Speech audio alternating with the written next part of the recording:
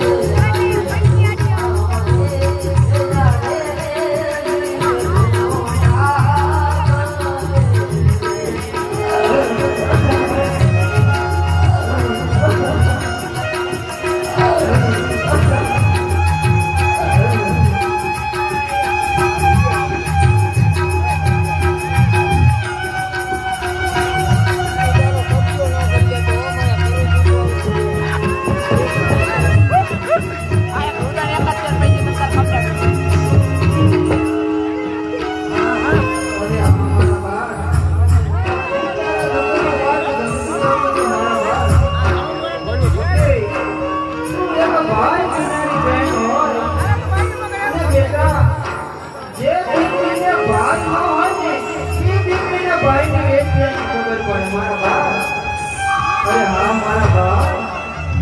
કારણ કે જ્યારે ઘરે હોય ત્યારે હરખોળ બેનને ભાઈ વાત આવે.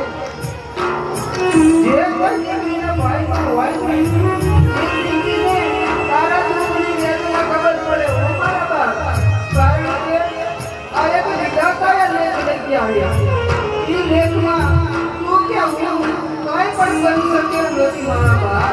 અરે હા મારી દીકરી, જો તારી શ્રદ્ધા અને તારો વિશ્વાસ હોય તો આપણા કુટુંબમાં જોડ્યા તારા એક અમૂલાનું ધરતી પર ટીપું પડે ને મારા બા, તો ધરતી ફાટીને બળીને ભસ્મ થઈ જાય મારા બા.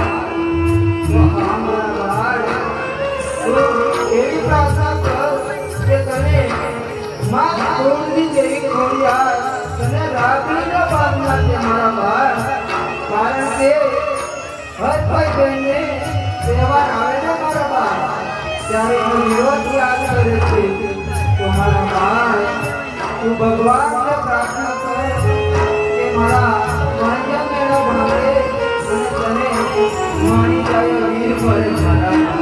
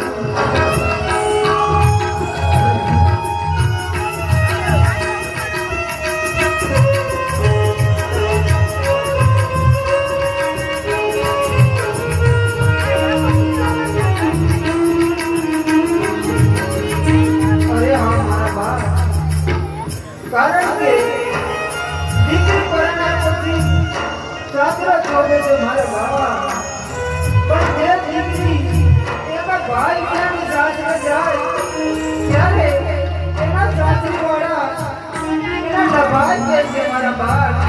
એને પૂછ્યા કે પૂછતા કે પણ બેટા તું એ સહન કરી લેજે, કારણ કે તારા ભાઈમાં ભાઈની રેત નથી લેતું મારા બા.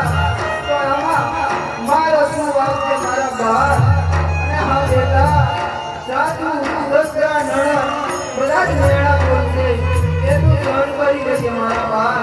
અને હા, કારણ કે દીકરી બધું સહન કરી લેશે, પણ એના બાપનું વસવાઈને માનું એક વસ્તુ વડે કહેને ત્યારે દીકરીથી સહન નથી થતું મારા બા. કારણ કે એક દીકરીને એનો બા હંમેશા વારો હોય છે મારા બા. કારણ કે બેટા ત્યારે તો એ પણ સહન કરવું પડશે મારા બા. કારણ કે તારા ભાગમાં ભાઈ જ નથી રહ્યો મારા બા.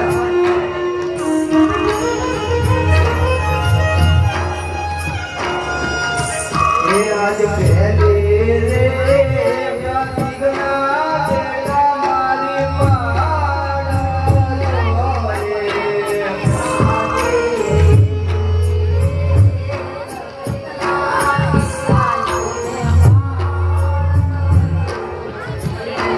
સતરાય માનવી